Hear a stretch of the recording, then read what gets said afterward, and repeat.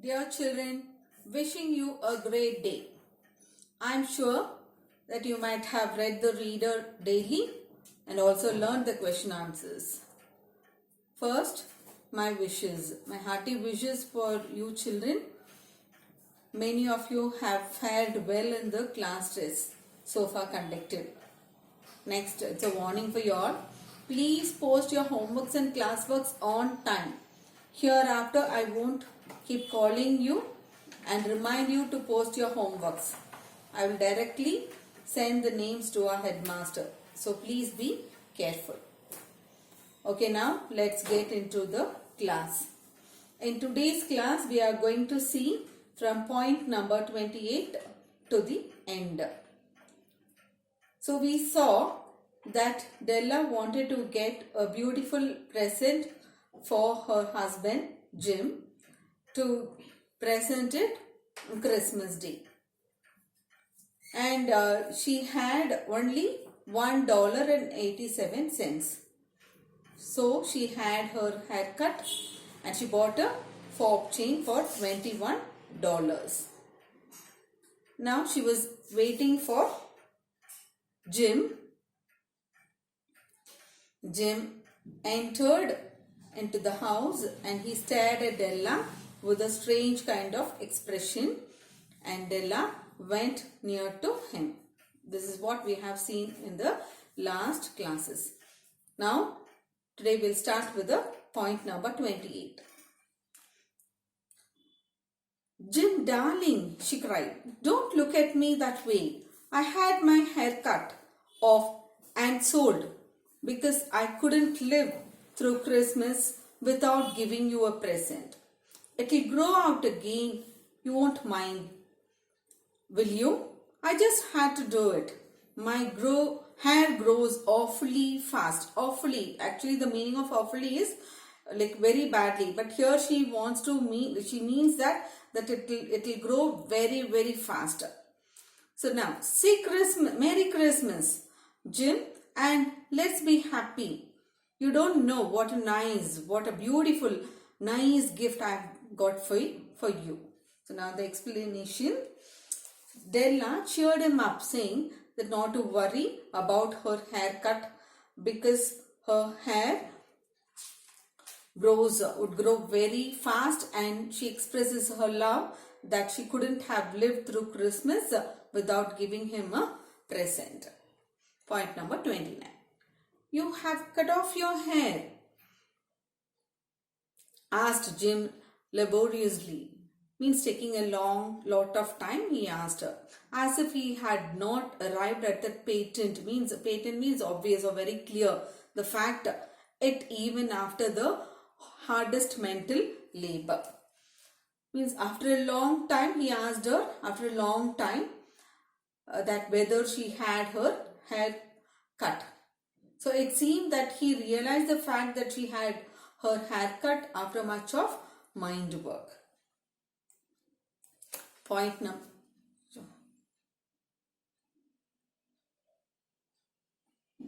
Sorry.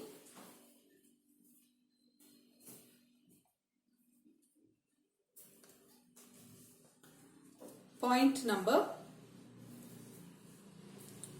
30. Cut it off and sold it, said Della. Don't you like me just as well? Anyhow, I'm me without my hair, ain't I? Jim looked about the room curiously. You say your hair is gone? He said with an air almost of idiocy. So Della replied that it is cut off. Her hair is cut off and sold too. But anyhow, she looked the same even after her haircut. And didn't he like her the same as well? Asked Della. For which again Jim questioned with an idiotic feeling. So you say that your hair is gone? Point number 32. You needn't look for it, said Della. It is sold. I tell you, sold and gone too. It's Christmas Eve, boy. Be good to me, for it went for you. So Della answered that it was sold for him and not to look for it. Then, maybe the hairs on my head were numbered, she went on with sudden serious sweetness. But nobody could ever count my love for you. Shall I put on the chops, Jim? She asked. Then she became suddenly serious and said, even the hair on my head could be counted, but no one would be able to count, or it would be impossible to count the love that she had on Jim. We know very well that no one can count the number of hairs on a person's head. So Della says that even if that is possible, that could be done, but the love she had on Jim could not be counted. So much of love, deep love she had on Jim. Out of his trance, meaning of trance, daydreamy state of mind. Jim seemed quickly to wake. He enfolded his Della. For 10 seconds, let us regard with discreet scrutiny some inconsequential object in the other direction. It seemed that Jim quickly woke up from his trance, I told, dreamy state of mind. He enfolded means embraced Della. So let us for 10 seconds care and examine another other direction, leaving something which is unimportant for us. $8 a week or $1 million a year. What is the difference? A mathematician or a wit means intelligent person, would give you the wrong answer. What is the difference between a person earning $8 a week and $1 million a year? A mathematician or an intelligent person may give you a wrong answer depending on the financial status. But it does not matter to a wife who loves her husband deeply and truly. Whether he earns $8 a week or $1 million a year, the income would never change her affection for him. It would not make any difference. It means that when a wife loves her husband, it will not matter to her whether he is rich or poor. Love cannot vary according to financial status. The Magi brought valuable gifts, but was not among them. This dark assertion will be illuminated later on. The Magi brought valuable gifts, but that was not important. So this mysterious statement would be helpful to explain something later on. Jim drew a package from his overcoat pocket, and threw it upon the table. So Jim took a packet from his overcoat and threw it upon the table. 36 point. Don't make any mistake, Dell, he said, about me. I don't think there's anything in the way of a haircut or a shave or a shampoo that could make me like my girl any less. But if you'll unwrap that package, you may see why you had me going a while at first. Had me going means why I was a little bit disturbed. Okay, had me going disturbing while at first. So then he told Della that a haircut or a shave or a shampoo would never lessen his love on Della. And he added that she would understand the reason why he was a little bit disturbed at first when she unwraps the packet. She opens the packet. Wrap, unwrap, antonym. Point number 37. White fingers and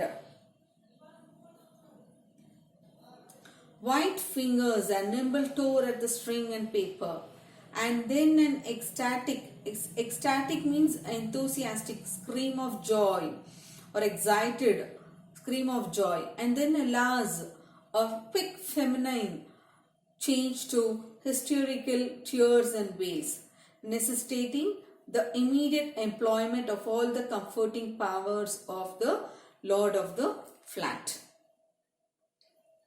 So Della unwrapped the package hurriedly, and first she gave an ecstatic means enthusiastic or excited scream of joy, and that immediately changed to a cry, an emotional cry of grief and sadness. So Jim had to come to comfort her immediately. So you get the word, the sentence there, a quick feminine change to hysterical tears and wails.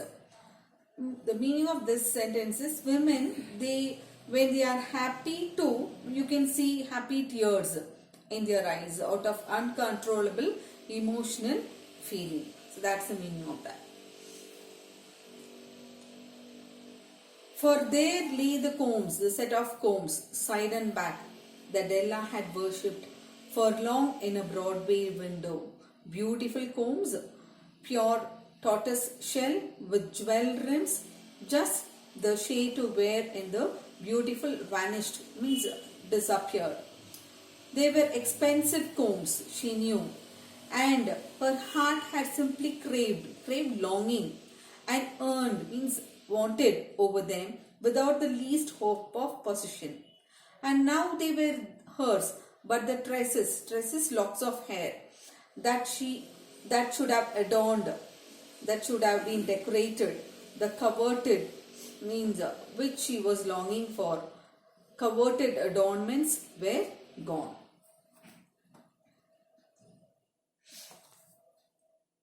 So now she had in her hand the set of combs that she had longed for, and had no hope that she would get it in her hand, and had been admiring in a shop through the window in the Broadway street. Those beautiful expensive combs made of tortoise shell with jewel rims. Rims means edges. Now it were hers, but the tresses, the locks of hair that should have adorned were gone. Means they were cut off. She had her hair cut.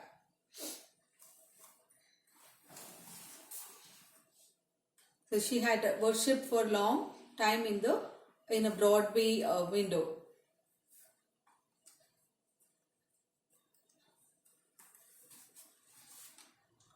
But she hugged them to her bosom, and at length she was unable to look up with dim eyes and a smile and say, "My hair grows so fast." So she hugged them to her heart closely and consoled Jim, saying that her hair would grow very fast. And then Della leaped up like a little singed cat and cried, "Oh, oh." Then when she was reminded of the fact, she jumped suddenly like a cat slightly burnt by mistake. Singed means a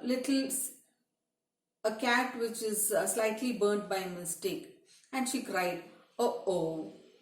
So she was reminded of the fact that she had not given her gift to Jim. So she jumped and she cried, "Oh, oh." Jim had not yet seen his beautiful present. She held it out to him eagerly upon her open palm. The dull, precious metal seemed to flash with the reflection of her bright and ardent spirit. He showed the platinum fob chain. The dull, precious metal reflected the bright and enthusiastic and the passionate spirit of Della. "Isn't it a dandy, Jim? I hunted all over the town to find it. You'll have to look at the time 100 times a day now. Give me your watch. I want to see how it looks on it." So she asked Jim for his watch, and she said that she's searched for it all over the town and had found that excellent and splendid one. She added that now he could look at the time of the watch 100 times a day because it was a platinum fob chain attached to it and not an old leather strap. So earlier it was an old leather strap to his gold watch, but now a platinum fob chain. Instead of obeying, Jim tumbled down on the couch and put his hands under the back of his head and smiled. So instead of obeying, like handing over the watch, he fell heavily on the couch. Tumble down means he fell heavily on the couch with his hands under the back of his head and he smiled. He said, "Dell, let's put our Christmas presents away and keep them away. They are too nice to use just as at present. I sold the watch to get the money to buy your combs, and now suppose you put the chops on."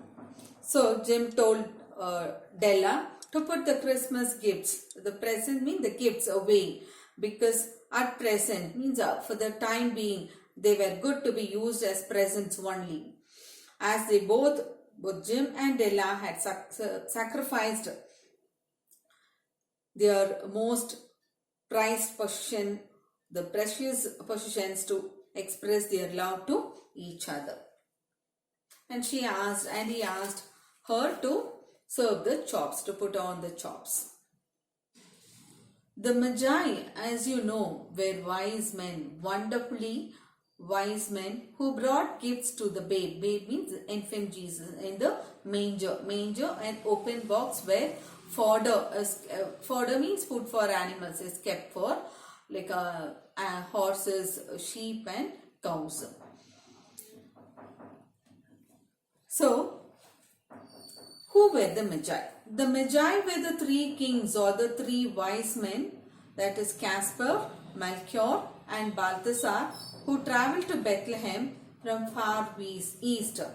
When they heard about the birth of Jesus Christ, who they came to know was to be the Savior.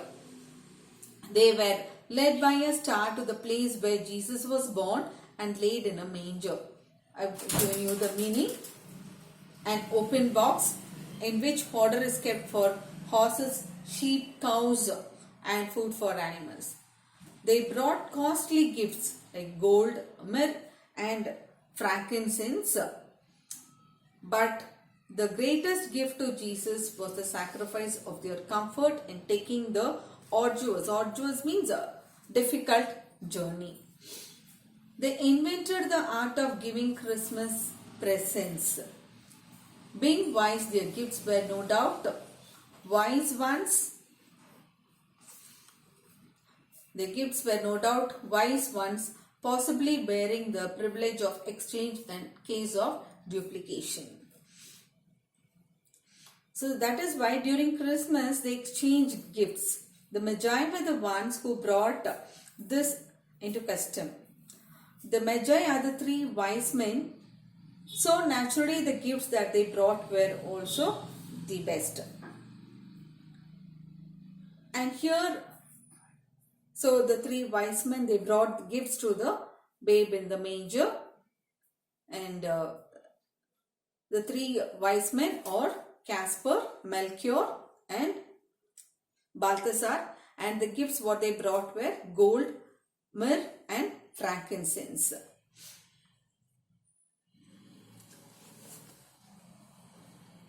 And here I am lamely related to you. Lamely means unsatisfactorily. Related to you the uneventful chronicle. Chronicle means a story of two foolish children in a flat. So here the story of Magi is related with the story of the two Della and Jim and Della in a flat, who most unwisely sacrificed for each other the greatest treasures of their house. So here in this lesson, the author relates the story of Jim and Della, who sacrificed their prized possessions to express their love to each other. But in last word to the wise of these days, let it be said that of all who gives gifts, these two were the wisest. Of all who give and receive gifts, such as they are wisest. Everywhere they are wisest. They are the Magi. So here he tells about of all who give and receive gifts, Jim and Ella were the best. Because they sacrificed the best of them. Jim and Ella are as the Magi. Because even in their extreme poverty, their gifts are the richest. Because they sacrifice their prized possessions, which expresses the love that they had for on each other. Okay, children, alright. The lesson is done. I'm sure you all might have understood the lesson clearly. Anyways, I have not included this lesson for FA1. And the portions for FA1, only the first lesson, A Wrong Man in Workers' Paradise, and all the other three poems, The Temple and the Body, Lochinvar, and A Poison Tree. So in Temple, A Wrong Man in Workers' Paradise, all the means, that is question answer, reference to context, grammar, everything is added. And about the poems, The Temple and the Body, memorization, and all the other means, question answers and reference to context, all those. Lochinvar, all the means except memorization. Lochinvar and Poison Tree, no memorization. All the other means, question answers and reference to context, all that is it. For quote from memory, only Temple and the Body. Only one poem I have given. So learn it properly and fare well in FA1. Now home assignment. Only in class work, write question numbers 15, 16, 19 and the paragraph writing the first question and answer. Only in class work you write, nothing else. Okay. Thank you.